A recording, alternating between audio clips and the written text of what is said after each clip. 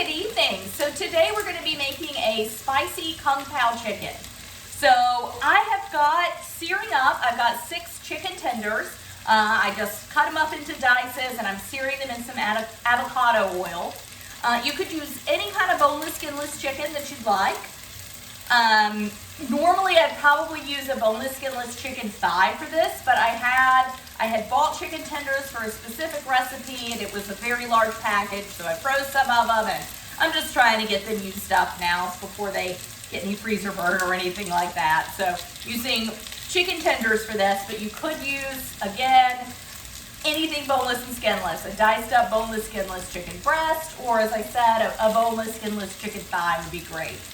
I've got a small red onion that I went ahead and sliced up.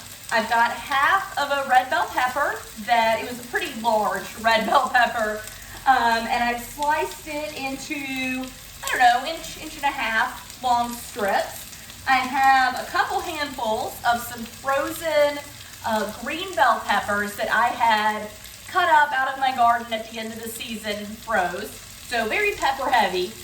It is a spicy meal, although those are all bells, so it's not too spicy yet.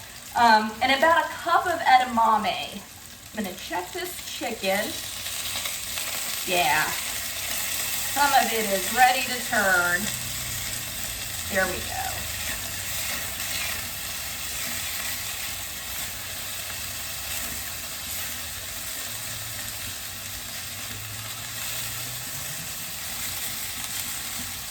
So the pieces that are ready to turn, I'm just going to go ahead and flip. And the ones that aren't quite there yet, I'm just going to give a minute.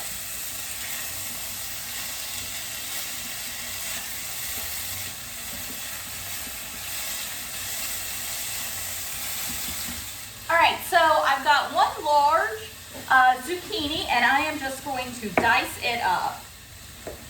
And zucchini, a lot of water in that, so it's going to cook down a good bit. So I generally do a larger dice with those, just because they will shrink up a good bit.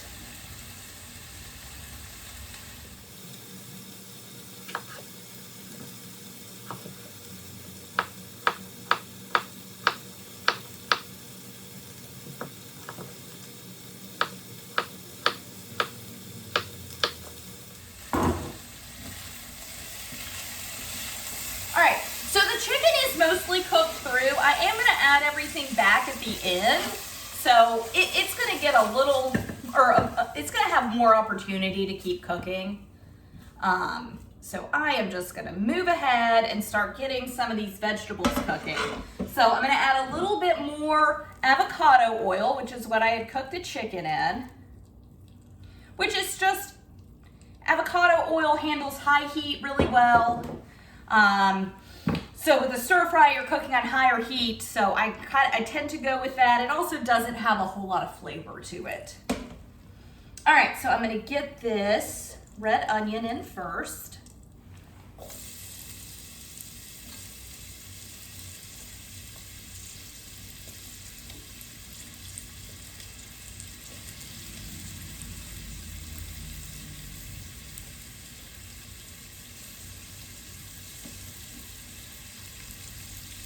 And with this, we are just wanting to get a good sear on everything.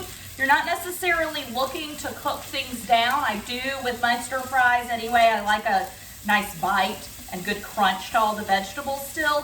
So I don't want to cook them down. I just want to start getting them softened. Got this, there we go, little piece of red onion that went overboard. I'll give that a minute. And what I'm going to do, I'm going to go ahead and start working on my stir fry sauce. So in the stir fry sauce, I'm going to do a few cloves of garlic.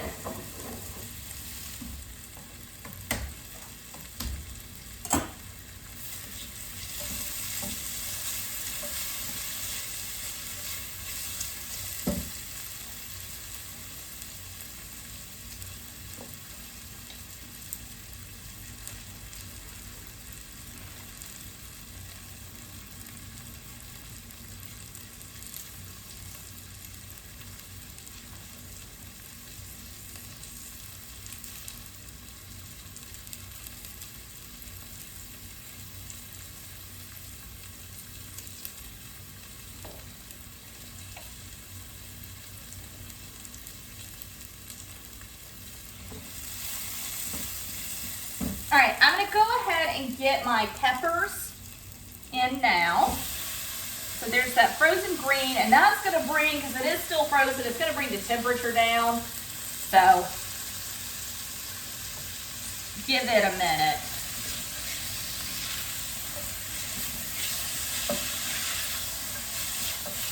Bonus though, it does start deglazing the pan. There we go. Okay, so I am gonna grate, little skin left. I am gonna grate this garlic.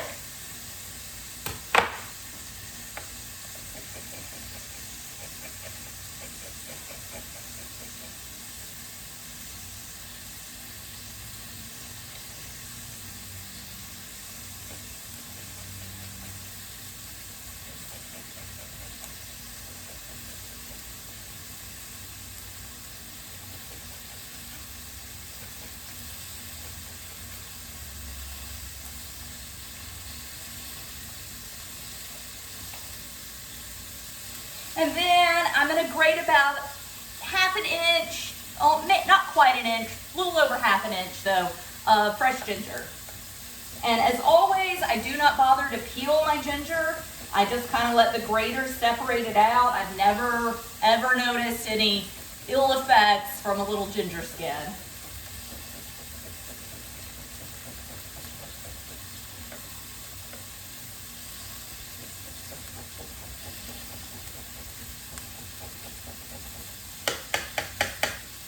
All right.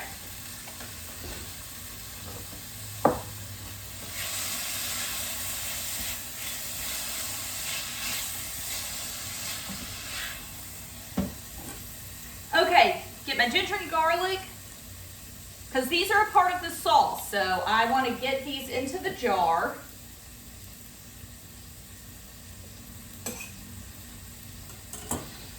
Then I'm going to add, let's see, about 3 tablespoons of oyster sauce.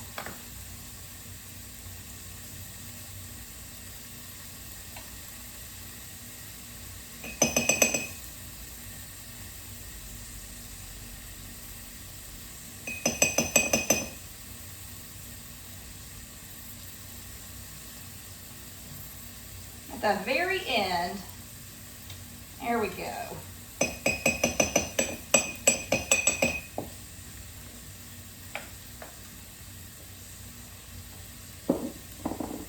Then I'm going to do 2 tablespoons of soy sauce.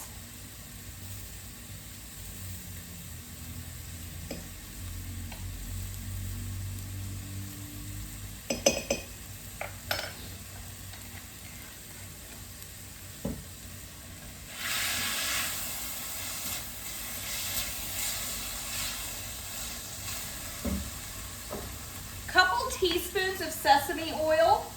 So 3 teaspoons is a tablespoon, so just shy. There we go.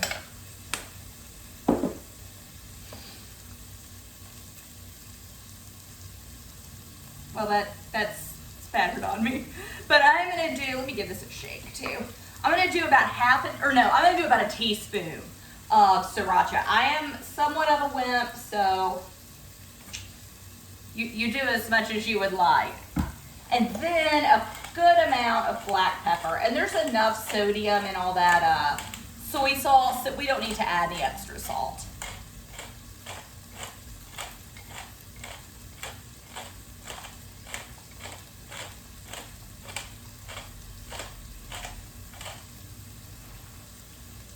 All right, before I mess with that, I'm gonna go ahead and get this zucchini in.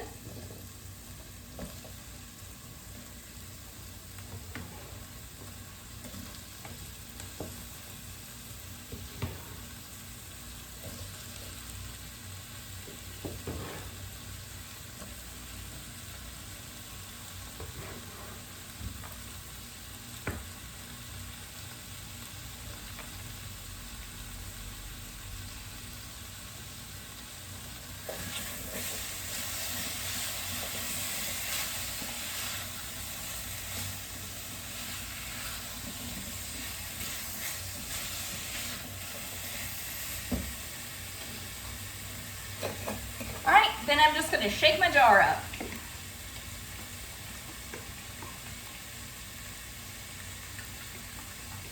And this actually seems a little thick. Oh yeah, that is super, super thick. I'm gonna add some more soy sauce. This was kind of the measurement I wanted to play around with the most. I did 2 tablespoons. I'm gonna add a 3rd one and just see where we are. That oyster sauce is really thick. So using so much of that and so little soy, I didn't think I'd get away with it. Let's just put it that way.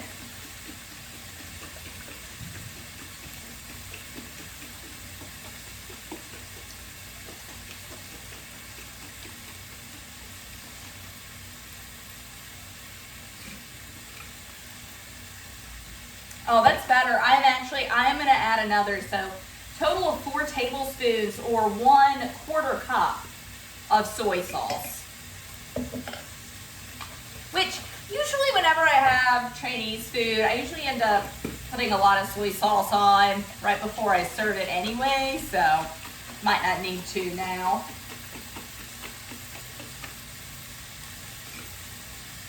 Oh, there we go. Yeah, so you want a nice liquid consistency. We do have a lot of vegetables in here. We have a lot of things that are sticking to the bottom. So you want to deglaze it, but we also, something that's a little more liquidious is going to help deglaze the bottom of the pan. But you also want plenty of sauce to coat all of your vegetables and all of your chicken once we get that back in, which I'm going to do right now. So I'm starting to get a little bit of browning on some of my zucchini. It's still got a little ways to shrink, but the chicken didn't cook through completely. So I am just going to give it a little more time to cook. And then I'm going to go ahead and throw in my edamame and give it all a good stir.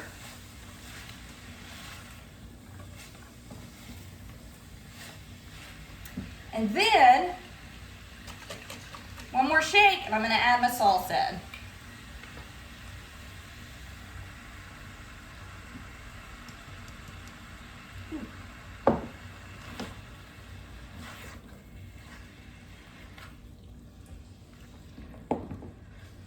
Making a mess. This is a ton of food, though. This is a little more than I had in my head. Oh, that's going to be great. All right, so my sauce has coated everything. I'll get my zucchinis. Woo, that's hot. I'll get my zucchinis tossed back in a second. But that's really it. I've been filming for under 15 minutes. It's not quite done. It's got a few more minutes left to cook. And I'm probably going to serve this with some either rice or quinoa. Quinoa cooks up pretty quickly. Rice takes a little longer, but it's very simple to make, of course. Just rice and water, quinoa and water, a little salt maybe. But under 20 minutes, you've got your main dish made, all ready. Whatever goes on the side is going to be very simple to cook. And I will, of course, show some pictures of it when it's completed. But that's it for now. Thanks for joining me.